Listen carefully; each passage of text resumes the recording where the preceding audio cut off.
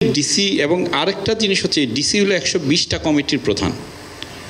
কোন ডিস্ট্রিক্ট পর্যায়ে যদি কোনো কমিটি করা হয় এই ডিসিকে সভাপতি করতে হবে এবং ডিসি একদিনে অনেকগুলো মিটিং করে, তার কোনো মিটিংয়ে 3 মিনিট সময় দেয়। সেই 3 মিনিটের জন্য রাষ্ট্রের বরাদ্দ আছে, অনারিয়াম আছে, রিফ্রেশমেন্টের ব্যবস্থা আছে। 3 মিনিটে কোনো সিদ্ধান্ত হয় না, ব্যানারটা পিছন দিকটা ছাড়াই এটা করে।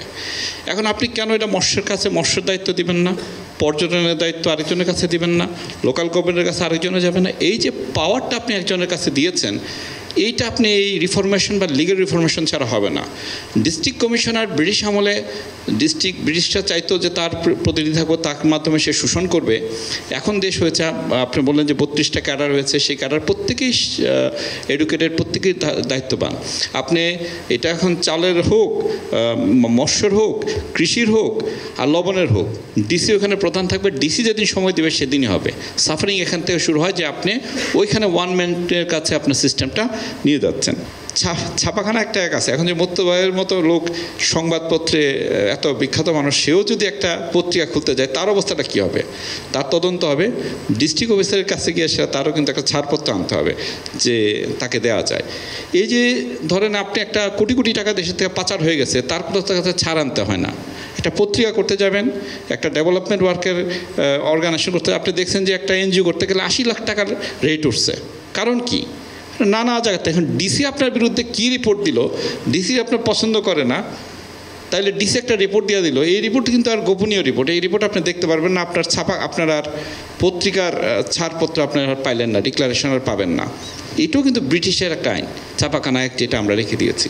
আমরা গণমাধ্যম উন্নয়ন কর্মীরা এখানে কথা বলছি, নিজেদের সাফারিং যারা আছে, গণমাধ্যম বা যারা আছে, এই সাফারিংগুলো রেখে দিচ্ছে সিস্টেমের মধ্যে। আমি মনে করি যে ডিস্ট্রিক্ট কমিশনার এই 120 কমিটির উনি সমন্বয়ক থাকতে পারে সেন্ট্রাল গভর্নমেন্টের প্রতিনিধি হিসেবে, কিন্তু 120 কমিটির প্রধান তার থাকা উচিত না। আমি মনে করি যে আপনার অ্যাডমিনিস্ট্রেটিভ পাওয়ার দেওয়া দরকার লোকাল গভর্নমেন্টের কাছে। লোকাল গভর্নমেন্ট, আপনি যেই লোকাল গভর্নমেন্ট আছে সেই লোকাল গভর্নমেন্টের দেখবেন ময়লা আবর্জনা হচ্ছে, ওই লোকাল গভর্নমেন্ট জরিমানা করতে পারে না। কারণ কি? লোকাল গভর্নমেন্টে যদি একজন ম্যাজিস্ট্রেটিভ পাওয়ারের কর্মকর্তা নিতে হয়, সিও বা তাইলে তাকে ওই লোকাল গভর্নমেন্ট থেকে বেতন দিতে হবে। যেহেতু লোকাল গভর্নমেন্টের তো ইনকাম নাই, তারা নিতে চায় না। তাহলে যদি ওই কর্মকর্তা না নেয়, তার এলাকায় যদি একটা ময়লা আবর্জনা বা নর্মাল কারণে তার জরিমানা করতে হয়, তাকে ডিসির কাছে শরণাপন্ন হতে হয় মোবাইল কোর্টের।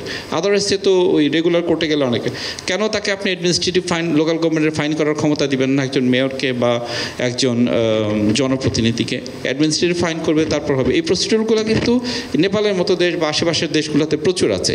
এই যে ক্ষমতার বিকেন্দ্রীকরণ না করে ডিসির কাছে দিয়ে দিচ্ছেন, এর জন্য ডিসি নিয়ে মারামারি হয়। আর কয়দিন পরে ডিসি নিয়ে অবরোধ হয়ে যায় কিনা, এটা হলো বিষয়। যে ডিসির পাওয়ার এরকম বাড়ানো হয়েছে যে ডিসি টিউনুর পদোন্নতি নিয়ে দেখা যাবে সচিবালয় ব্লকড, যে সচিবালয়ে আর ঢোকা যাচ্ছে না, বাসকর্ম। তো আমার কাছে মনে হচ্ছে এই ব্রিটিশ কলোনিয়ার মানসিকতা বা এই চেঞ্জ করতে হবে। যে ক্যাডারগুলো আছে প্রতিটা ক্যাডারকেই মূল্যায়ন করতে হবে। ডিসি সাহেবের কোনো প্রতিনিধি কিন্তু সিভিল সার্জন ডাকলে যাবে না বা মৎস্য কর্মকর্তা মিটিংয়ে যায় না, এটা কিন্তু কমন। অন্য ক্যাডারগুলো যারা আছে তাদের যায় না। আরেকটা জনগণের সাফারিং আমার কাছে মনে হয় ইনফরমেশন একটা খুব বড় বিষয়। আপনি একটা সরকারি অফিসে গেলে আপনাকে কী ইনফরমেশন দেবে? সবচেয়ে অথর্ব, সবচেয়ে বিরক্তকর, সবচেয়ে বদমাজের যে লোকটারে হয়তো বসায় রাখবে ইনফরমেশন ডেস্কে। এটা একটা খুব অপ্রয়োজনীয় ডেস্ক এবং সরি টু সে মানে এটা, এবং সেই লোকটা আপনার দিকে এমনভাবে কথা বলবে যে আপনার দ্বিতীয়বার ভয় করবে যে মানিজ্যতার ভয়ে আমি তাকে দ্বিতীয় প্রশ্ন করব কিনা। আচ্ছা, আর নয়তো আপনার কার কাছে? পিওনের কাছে গিয়ে বলতে হবে, অথবা অ্যাডমিনিস্ট্রেটিভ অফিসার এও পিওর কাছে যায় বলতে হবে। এও পিও খুবই বেশি, যারা জীবনে কোনোদিন ট্রেনিং পায় না, তার কোনো বিহেভিয়ারাল সেন্স নাই, পাবলিক ট্রেনিংস নাই। এটা বড় কর্মকর্তার অফিসের রুম বন্ধ থাকবে। আমি যে গল্পটা, এই কথাটা বললাম আপনারা, এটা আমি জনপ্রশাসন সংস্কার নিয়ে একটা রিপোর্ট হয়েছে 1997 আগে। সেই রিপোর্টে আপনি বলা আছে যে তথ্য পাওয়া জনগণের অধিকার, কর্মকর্তাদের নাম পদবি থাকবে, তার দায়িত্ব থাকবে প্রতি কর্মকর্তা। আপনি একটা অফিসে গিয়ে কোন পদবীর কর্মকর্তা কি করে সেটা খুঁজতেই তো আপনার তথ্য তো পরে খুঁজবেন। কোন কর্মকর্তা কী করে সেটাই তো আপনার একদিনের রিসার্চের ব্যাপার হয়ে যাবে, এবং আপনাকে এই টেবিল থেকে ওই টেবিলে পাঠাবে, এই টেবিল থেকে ওইটাতে বলা আছে, সচিবালয় বিধিমালাতে বলা আছে তথ্য পাওয়া এবং তথ্য চিঠি পাঠানোর পরে চিঠি প্রাপ্তি হচ্ছে নাগরিকের অধিকার। 97 সালে লেখা, একটা ফরম্যাটও দেওয়া আছে। আমি এই পর্যন্ত অনেক চিঠি লিখছি, যে কোনো কিছু হলে আমি প্রথম একটা চিঠি লিখি। এখন একটা যেটা আছে grs.gov.pt, সেখানেও চিঠি দিছি। আজকে পর্যন্ত কোনো কর্মকর্তা আমাকে উত্তর দেয় নাই।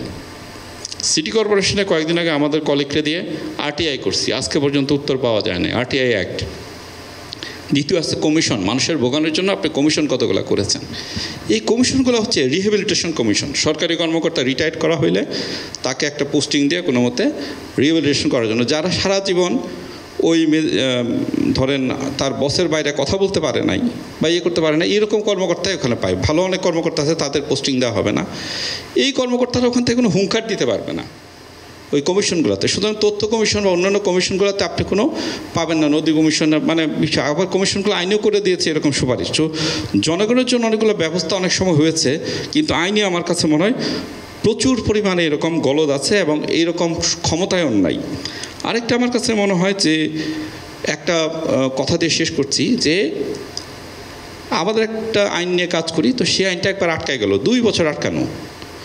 ওই সচিবের পরে দেখা গেল ওই সচিবের মেয়ে ওখানে কাজ করতো ওই কোম্পানির পক্ষে, তাহলে এই সচিব 2 বছর, এই সচিবের মধ্যে আপনি কেউ প্রশ্ন করতে পারবেন না যে ভাই তুমি 2 বছর আটকে রাখছো কেন। উনি যেটা বললো যে স্থায়ী কমিশন যারা আছে সংসদে, স্থায়ী কমিশন, তার কাছে এই প্রক্রিয়াই তো নাই যে জবাবদিহিতা করবে স্থায়ী কমিশনের কাছে বা তার কাছে কি বলবে। একটা ন্যূনতম যে ছোট পর্যায়ের কর্মকর্তা আছে তারই জবাবদিহিতা নাই, তার বিরুদ্ধে আপনি কার কাছে গিয়ে বলবেন। She is all in the all. এবং অনেক ক্ষেত্রে পিওনের ক্ষমতাও আমার কাছে মনে হয় যে অনেক অফিসে অনেক বেশি। তবে পিওনরা দিয়ে যেটা হবে, বড় অফিসাররা দিয়েও তা অনেক সময় হয় না।